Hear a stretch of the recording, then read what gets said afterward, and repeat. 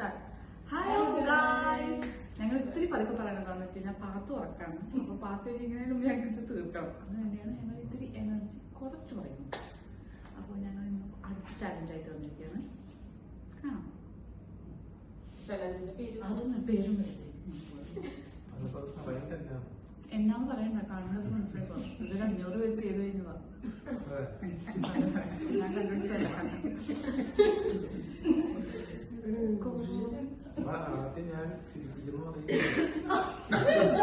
അതൊന്നും പറയണ്ട. പറയുമ്പോ